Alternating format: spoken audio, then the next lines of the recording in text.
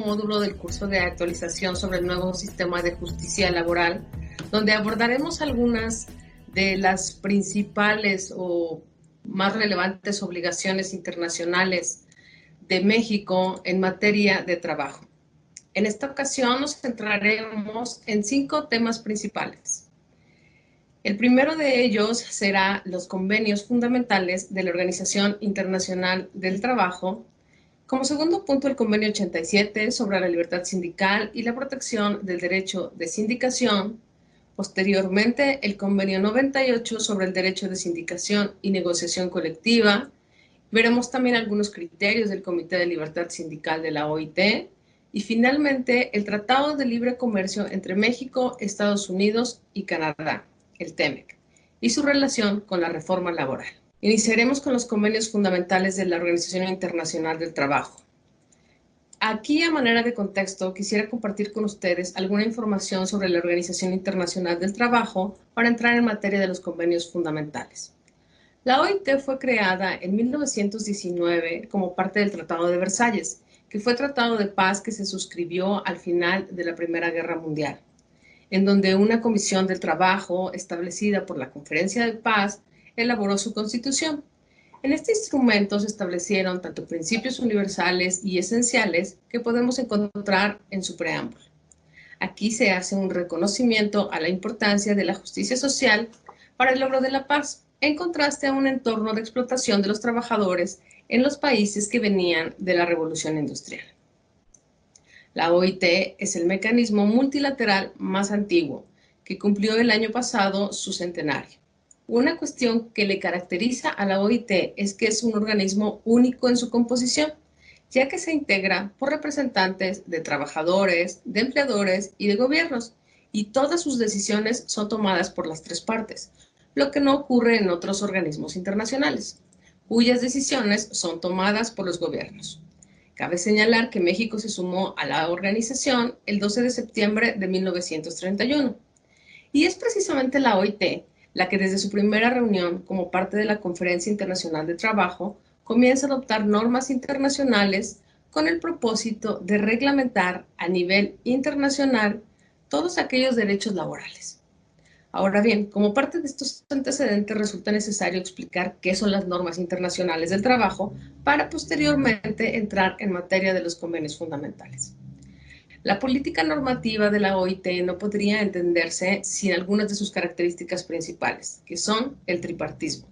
En este sentido, quiero destacar 2 órganos de decisión de la organización, que son la Conferencia Internacional del Trabajo y el Consejo de Administración. En la conferencia, que es el órgano supremo que adopta las normas internacionales del trabajo, cada uno de los 187 Estados miembros es representado por 4 delegados. 2 de ellos son representantes de los gobiernos, un representante de trabajadores y otro de los empleadores. Y todos ellos disponen en el plano jurídico de absoluta libertad en el ejercicio de su derecho de voto. Además, en la adopción de normas se requiere que una mayoría de 2/3 de los votos de los delegados presentes y no la unanimidad. Eso quiere decir que esto se obtiene por consenso. El sistema de normas internacionales de trabajo fue creado desde el propio origen de la OIT para poner un piso mínimo en el mundo del trabajo, que pudiera servir de base para una economía mundial, con reglas claras a fin de que el avance económico no dejara atrás los derechos de los trabajadores. Las normas internacionales del trabajo son instrumentos jurídicos adoptados por los mandantes de la OIT en el marco de la Conferencia Internacional y reglamentan distintos ámbitos del mundo laboral.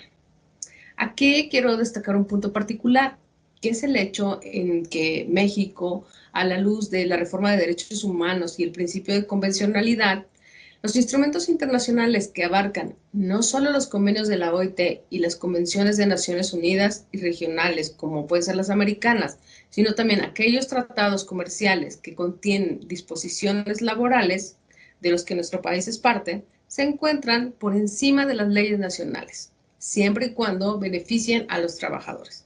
Es decir, la normativa internacional busca proteger a los trabajadores incluso sobre la ley nacional.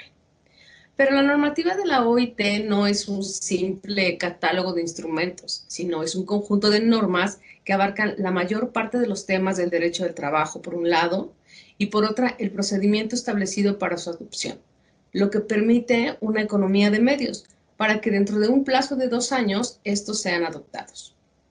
Las normas son universales y están destinadas a aplicarse en todos los Estados miembros de la organización, sin importar su grado de desarrollo. Pero, de manera adicional, presentan un cierto grado de flexibilidad, es decir, que puedan ser suficientemente flexibles para ser adaptadas a los países con contextos muy diferentes. Ahora bien, las normas se dividen en convenios, que son tratados internacionales, legalmente vinculantes, y que pueden ser ratificados por los Estados miembros de la organización, y las recomendaciones, que establecen directrices para cumplir con las disposiciones de los convenios. En muchos casos, un convenio establece los principios básicos que deben aplicar los países que lo ratifican, mientras que una recomendación puede complementar a un convenio proporcionando directrices más detalladas sobre su aplicación, como ocurrió con el último convenio adoptado en 2019 sobre la violencia y acoso en el mundo del trabajo, el 190, el cual está complementado por su recomendación, que es la 206. Las recomendaciones también pueden ser autónomas, es decir, no vinculadas con ningún convenio, como ocurre con la recomendación 204, que trata el tema de la transición de la economía informal a la economía formal, que se adoptó en 2015. La OIT ha adoptado 190 convenios y 206 recomendaciones, siendo el primer convenio el relativo a las horas de trabajo en la industria, que fue adoptado en 1919, y el último, que se trata sobre violencia y acoso en el mundo del trabajo, en 2019. Pero no todos los convenios tienen el mismo tratamiento. En la Constitución de la OIT se establecieron varias consideraciones, entre las que se destacaba la existencia de condiciones de trabajo injustas que traían miseria y privaciones para un gran número de seres humanos, y que derivado de la necesidad urgente de mejorar estas condiciones, por ejemplo, en lo concerniente a la reglamentación de las horas de trabajo, la fijación de la duración de la jornada máxima y de la semana de trabajo, también la protección de los trabajadores respecto de las enfermedades, fuesen o no profesionales, y contra los accidentes del trabajo, la protección de los niños, niñas y mujeres.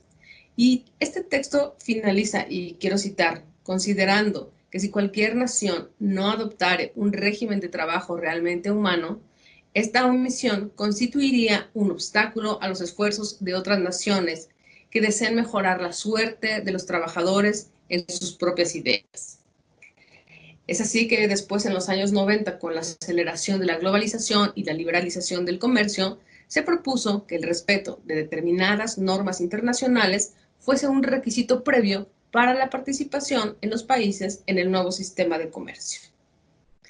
Este sistema de comercio multilateral se encontraba en plena evolución. Es por eso que en marzo de 1995, en el marco de la Cumbre Mundial sobre Desarrollo Social, celebrada en Dinamarca, que fue organizada por las Naciones Unidas, en donde se reunieron jefes de Estado y de Gobierno, con el propósito de reconocer la importancia del desarrollo social y el bienestar de la humanidad y dar máxima prioridad a esos objetivos en el siglo XXI, se adoptó la Declaración de Copenhague sobre el Desarrollo Social, que tuvo como el principal resultado el principio de universalidad, el cual determinaba que todos los países deberían de perseguir los objetivos de la erradicación de la pobreza, lograr el pleno empleo y simultáneamente permitir una mayor inclusión social.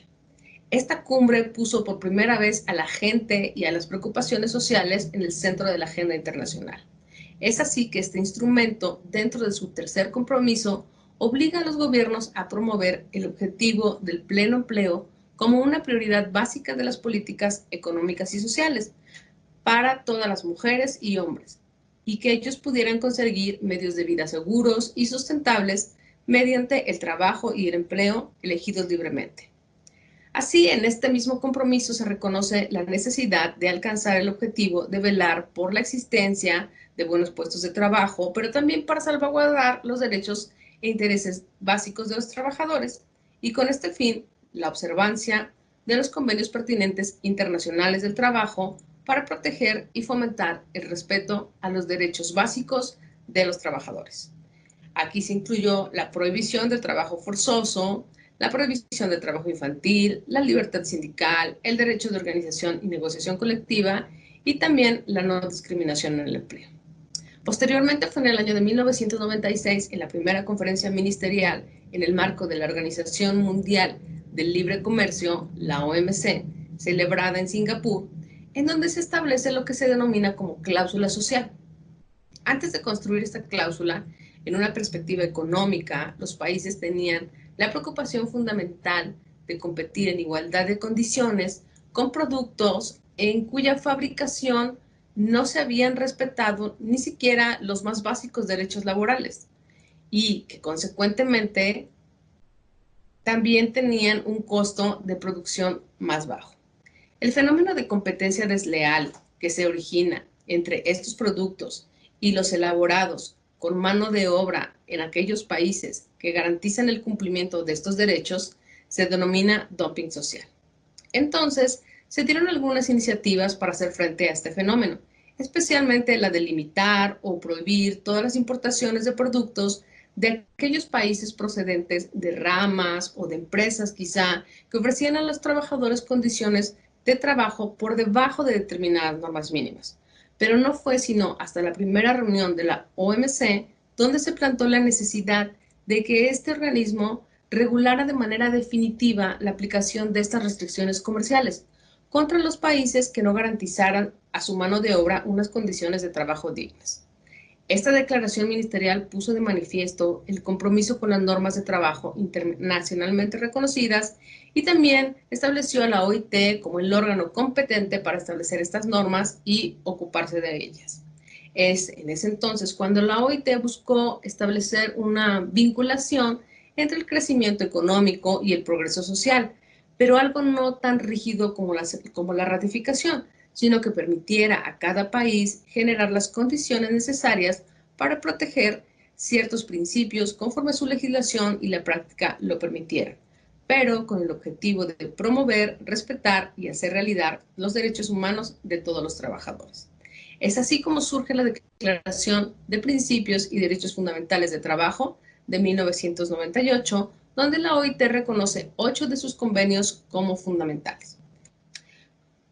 El derecho humano básico de que todos los trabajadores y los empleadores tengan derecho a constituir libremente asociaciones que promuevan y defiendan sus intereses profesionales y afiliarse a ellas está ligado básicamente a la libertad de expresión y representa la base de la representación democrática y la gobernabilidad. Es decir, que todas las personas deben ser oídas y tomadas en consideración en aquellas cuestiones laborales que les afectan directamente. La libertad de asociación y la libertad sindical significan que los trabajadores y los empleadores pueden crear sus propias organizaciones, afiliarse a ellas sin la injerencia del Estado, ni de las propias organizaciones, ni de los propios empleadores. Asimismo, integra el derecho de llevar a cabo de manera libre sus propias actividades, lo que significa que las organizaciones, tanto de trabajadores como de empleadores, pueden elegir de manera independiente la mejor forma de promover y defender sus intereses, incluido el recurso a la huelga y al cierre patronal. Ahora bien, la negociación colectiva es un proceso por medio del cual los empleadores o sus organizaciones y los sindicatos, o en su defecto los representantes libremente elegidos por los trabajadores, llegan a acuerdos sobre las condiciones de trabajo. La negociación colectiva abarca también toda una serie de fases previas, como pueden ser el intercambio de la información, la consulta y la evaluación conjunta, así como la aplicación de los convenios colectivos. Si no se llega a un acuerdo, podría recurrirse también a diversos procedimientos de solución de conflictos, que pueden ser desde la conciliación, la mediación y el arbitraje. En síntesis, para traducir en la práctica este principio es necesario, primero, una base jurídica que garantice el cumplimiento de estos derechos. Segundo, la existencia de un marco institucional apropiado que puede ser de carácter tripartito o entre las organizaciones de trabajadores y empleadores. Tercero, la inexistencia de discriminación contra toda persona respecto de su derecho de ser escuchado. Cuarto, la aceptación mutua de las organizaciones de empleadores y de trabajadores como interlocutores para resolver problemas comunes y afrontar los retos que se plantean. México ha ratificado ambos convenios de este principio, el convenio 87 en abril de 1950 y el 98 en noviembre de 2018.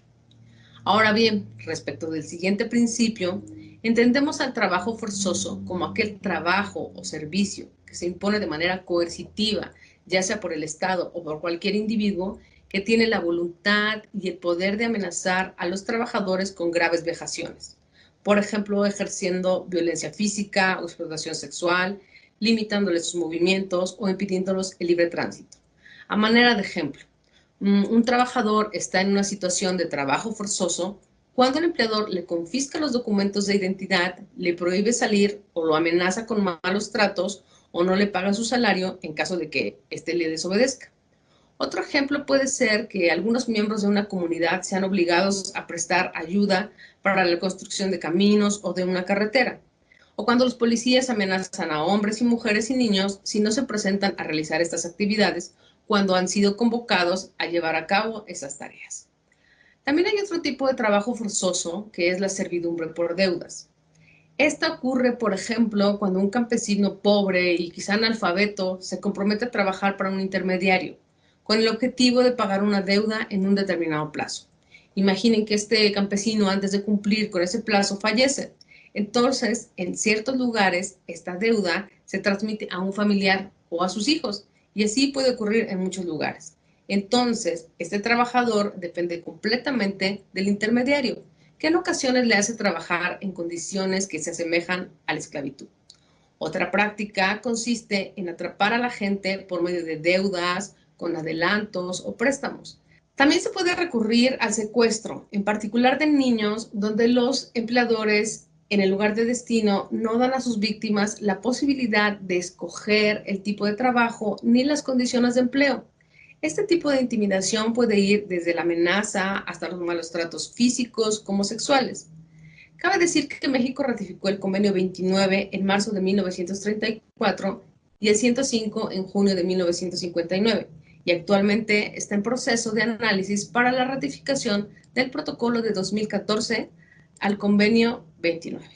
Ahora bien, centrémonos en materia de abolición efectiva del trabajo infantil.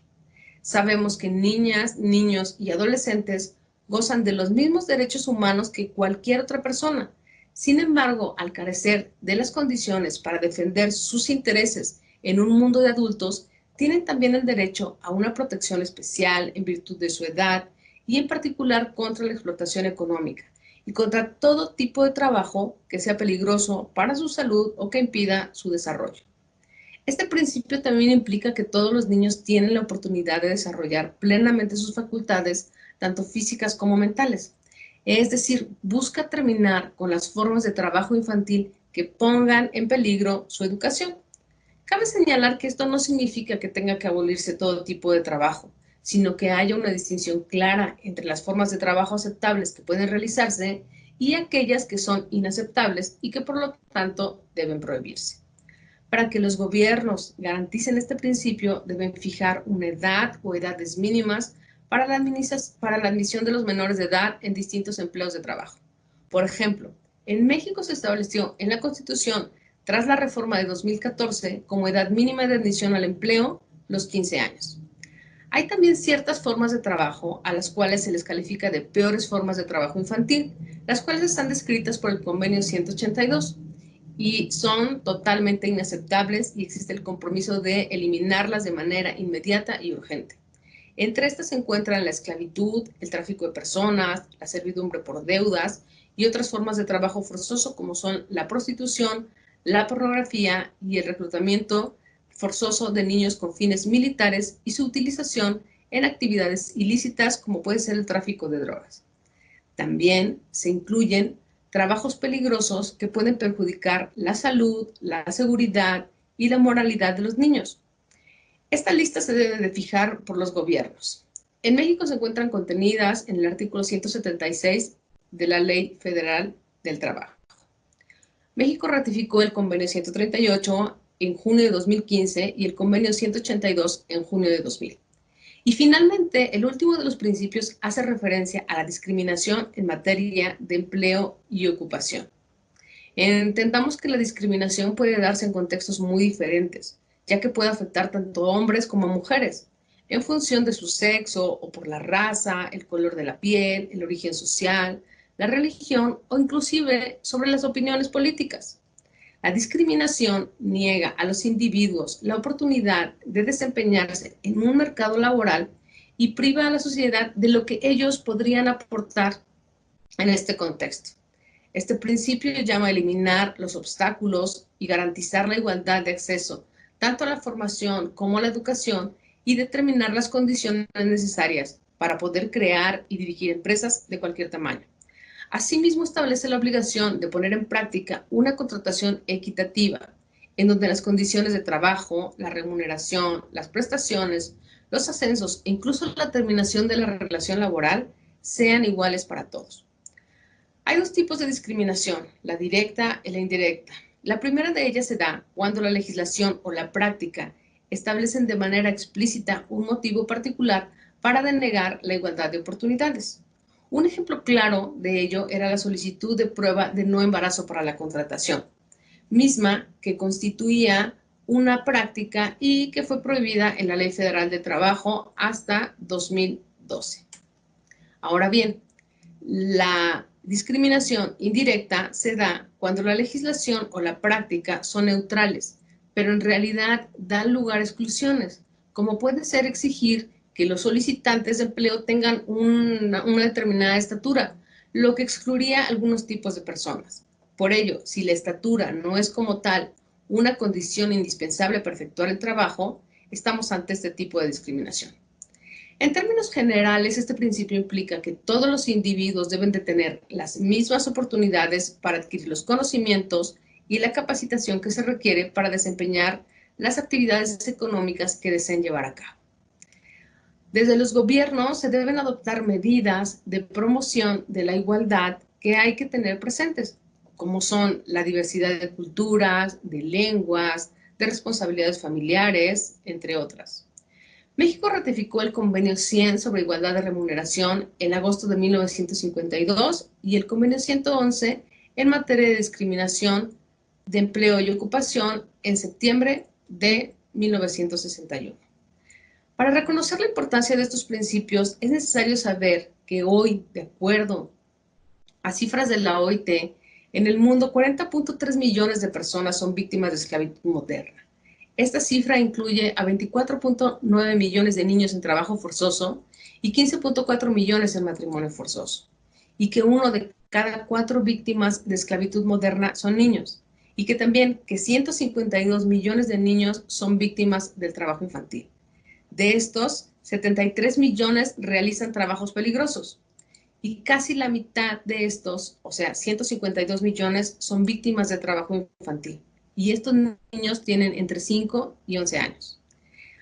Otro dato importante es que en promedio las mujeres ganan 23% menos que los hombres y que cientos de personas sufren discriminación en el mundo, ya sea por su color de piel, su origen étnico o social, sus creencias políticas o religiosas, su edad, su género, su identidad, orientación sexual, su discapacidad o por su situación respecto al VIH.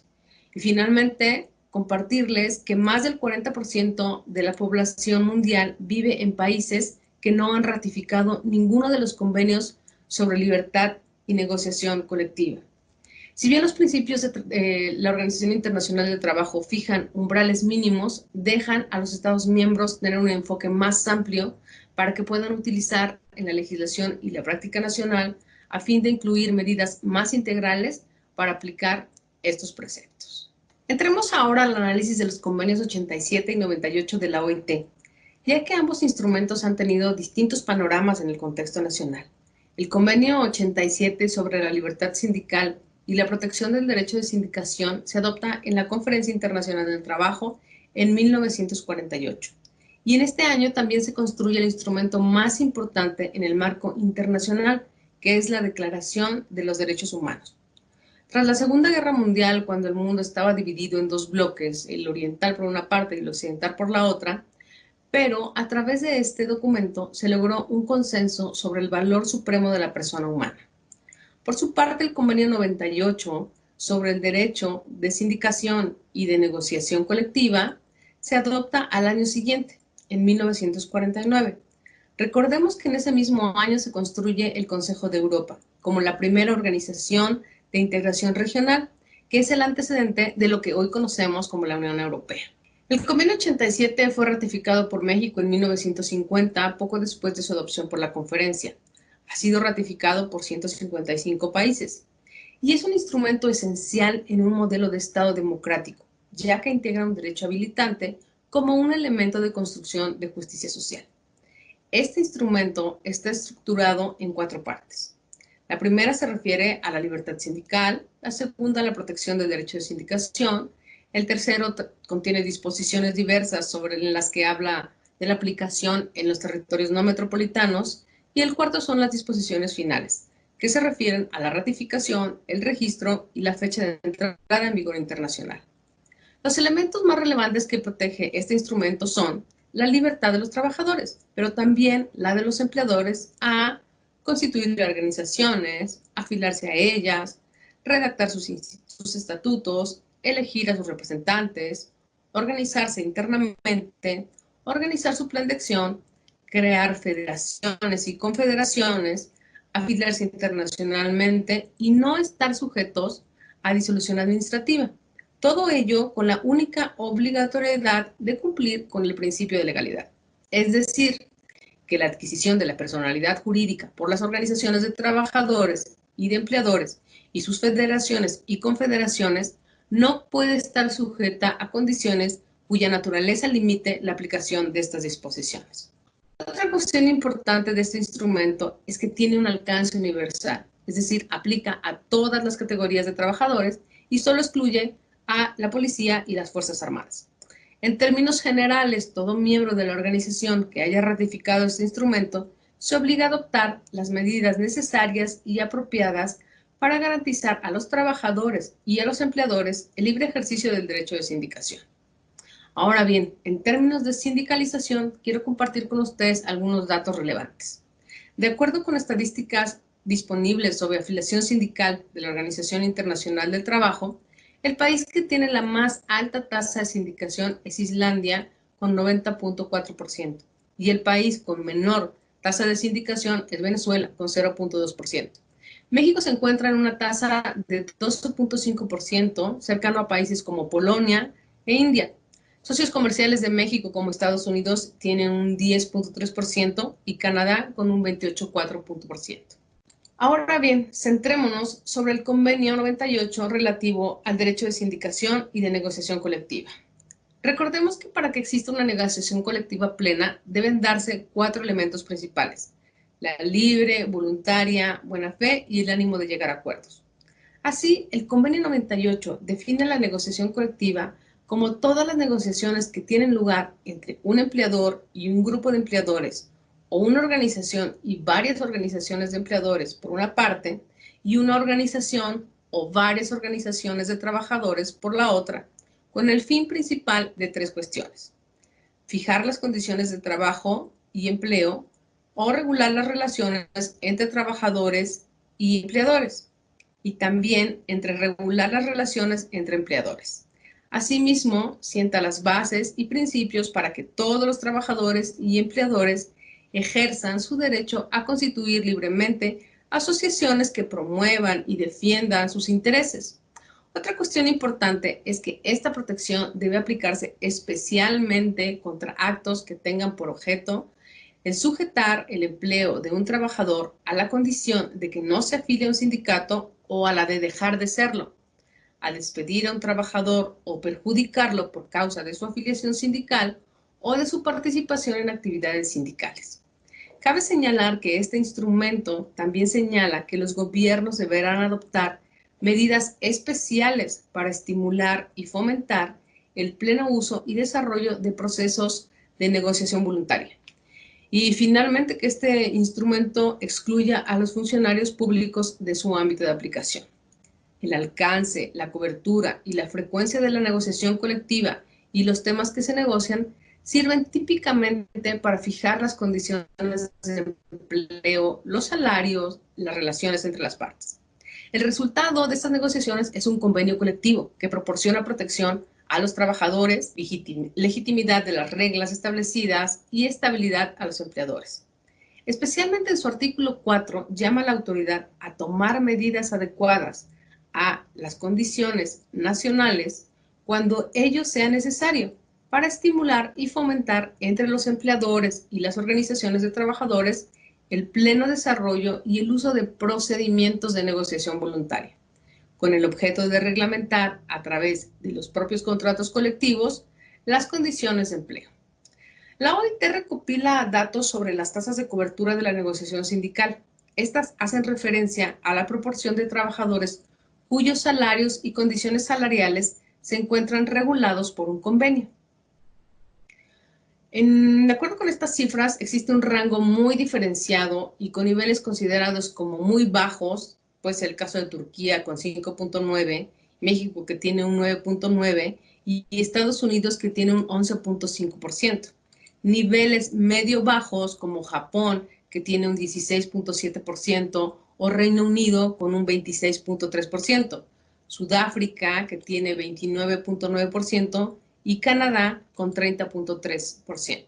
Y niveles medio altos, como el caso de Australia, que tiene una tasa de 47.1%, Alemania con 56% y Brasil con 70.5%.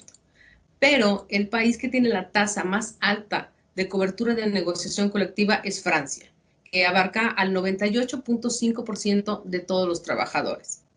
En este sentido, la estabilidad o el aumento de la cobertura de la negociación depende de las estrategias de los interlocutores sociales, pero también inciden las políticas gubernamentales que apoyan de manera colectiva la negociación, que es exactamente lo que está haciendo México ahora después de la ratificación del Convenio 98 y los procedimientos para que quedaron establecidos en la reforma laboral, ya que está obligado a fomentarla y a garantizar procedimientos de negociación voluntaria. A través de este marco legal se crea un entorno propicio que garantiza el respeto de los derechos de las organizaciones y facilita el reconocimiento efectivo de los sindicatos y empleadores para llevar a cabo estos procesos. Y finalmente les comparto que este instrumento tiene 167 ratificaciones de las 187 posibles de los Estados miembros y que en este año, por primera ocasión, México presentará a la OIT su primer informe de cumplimiento. El Comité de Libertad Sindical fue creado por la OIT en 1951 como un órgano tripartito a partir de una iniciativa del Consejo de Administración y se ha desarrollado de manera continua durante el transcurso de los años. Su procedimiento permite el examen de alegatos relativos a violaciones en materia de libertad sindical presentadas por organizaciones de empleadores y de trabajadores sin que para ello sea necesario el acuerdo del gobierno. El comité es nombrado por el Consejo de Administración y se compone de 9 miembros titulares, los cuales provienen en forma equitativa de los grupos gubernamental, empleador y trabajador. Se reúne 3 veces al año y desde 1978 cuenta con un presidente independiente. El examen de los casos lo realiza a través de la evidencia documental que le es transmitida por él o los quejosos. Estas quejas son transmitidas al gobierno para que emita su información y son examinados al mismo tiempo.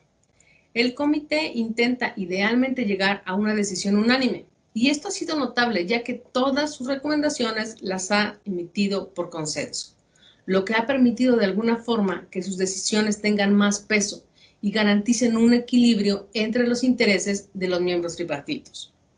Y si después de su análisis el comité decide que se ha producido una violación de las normas o de los principios de libertad sindical, emite un informe a través del Consejo de Administración en donde formula recomendaciones sobre cómo podría solucionarse la situación. Posteriormente, solicita a los gobiernos que informen sobre la aplicación de sus recomendaciones. En los casos en que los países hubiesen ratificado los convenios 87 y 98, los aspectos legislativos de este caso pueden remitirse a la comisión de expertos. El comité también puede optar por proponer una misión de contactos directos a aquel gobierno para adoptar el problema directamente con sus funcionarios y con los interlocutores sociales a través de un proceso de diálogo. En sus casi 70 años de trabajo del Comité de Libertad Sindical, ha examinado más de 3.200 casos.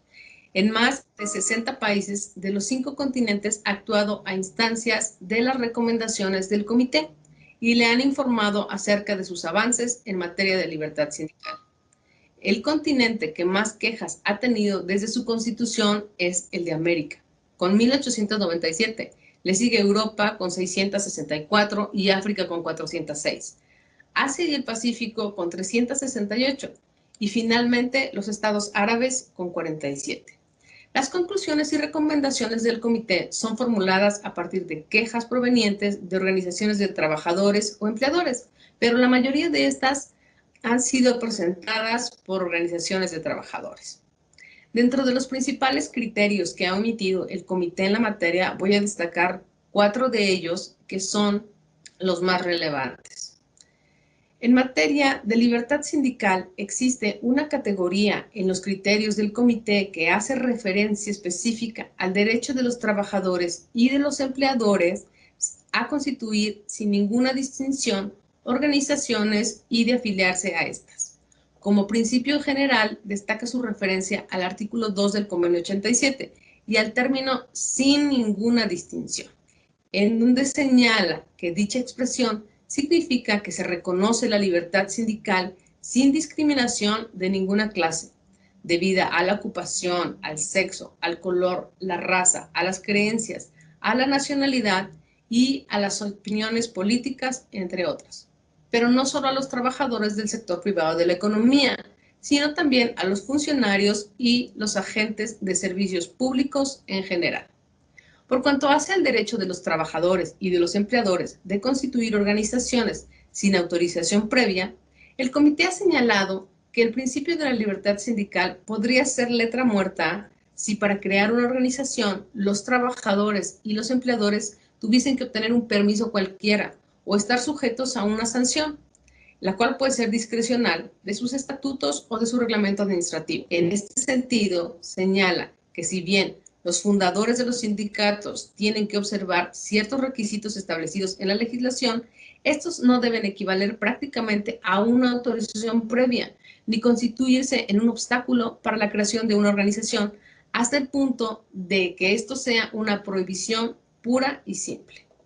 En materia de procedimientos electorales, el comité ha señalado que la imposición por vía legislativa del voto secreto, directo y universal para elegir a los dirigentes sindicales no plantea problemas con los principios de libertad sindical.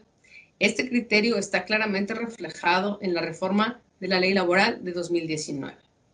Ahora bien, en materia de negociación colectiva y en particular de la titularidad del derecho de negociación colectiva, el comité se ha pronunciado por decir que el derecho de negociar libremente con los empleadores las condiciones de trabajo constituye un elemento esencial de la libertad sindical y los sindicatos deberían de tener el derecho, mediante negociaciones colectivas o por otros medios lícitos, de tratar de mejorar las condiciones de vida y de trabajo de aquellos a quienes representan, mientras que las autoridades públicas deben de abstenerse de intervenir de forma que este derecho no sea coartado o su legítimo ejercicio impedido, ya que esta intervención violaría el principio de que las organizaciones de trabajadores y empleadores deberían de tener el derecho de organizar sus actividades y de formular su programa.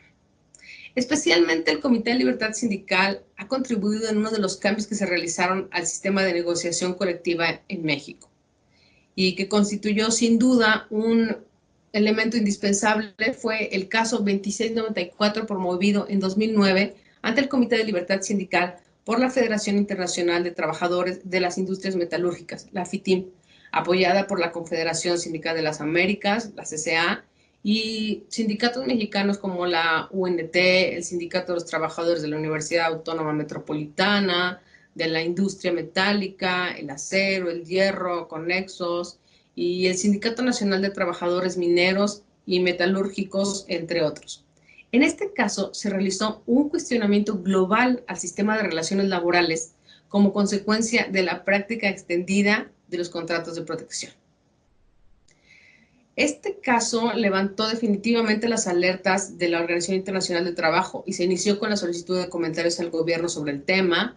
Hoy sabemos que el tipo de prácticas conocidas como contratos colectivos de protección alcanzó un 80% de los 85% de los contratos existentes, que se suscribían sin el consentimiento de los trabajadores. Y en muchas ocasiones, aun cuando no había una empresa constituida, pues ya se tenía un sindicato.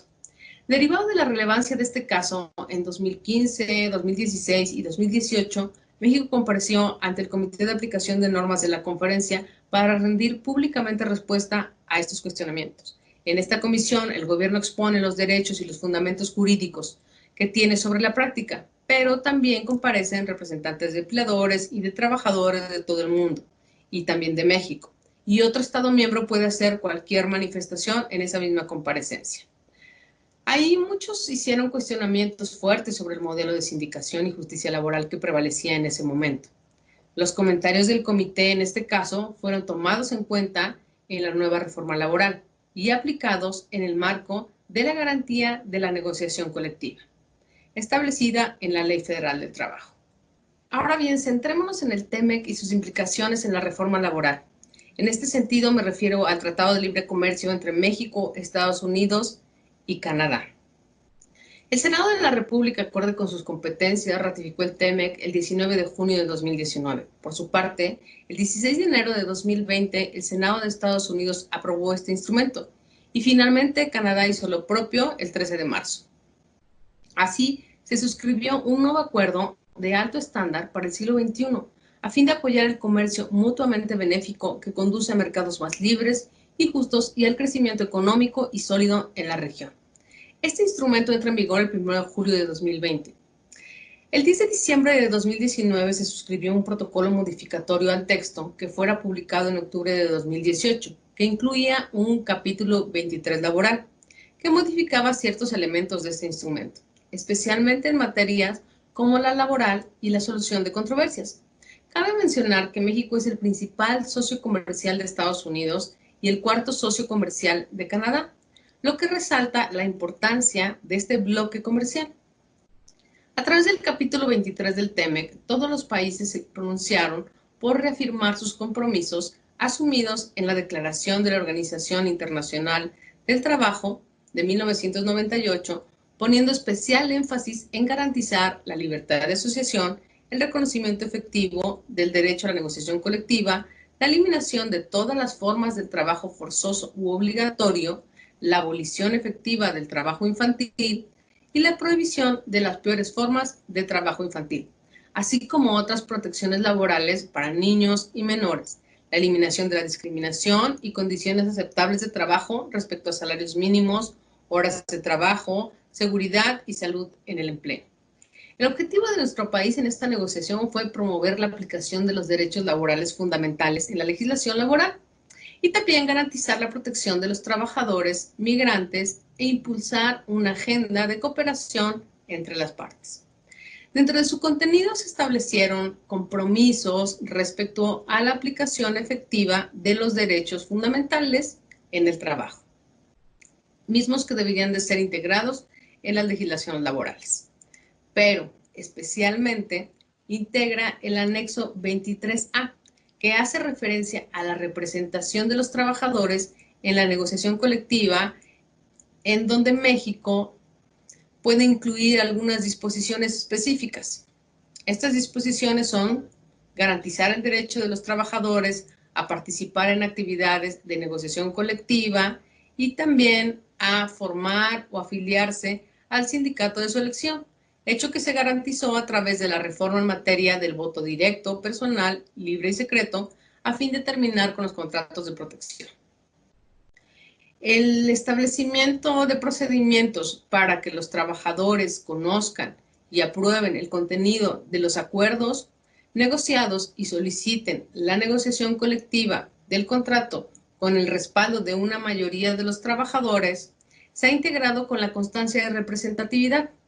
Otro de los compromisos es la creación del sistema de verificación de las elecciones de líderes sindicales, que se pone a la práctica a través de la legitimación de los contratos colectivos.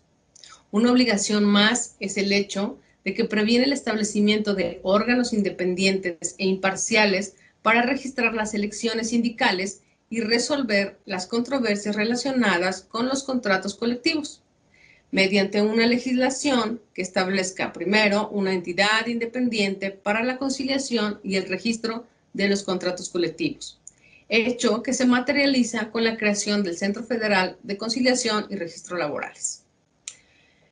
El establecimiento de tribunales independientes también fue una obligación.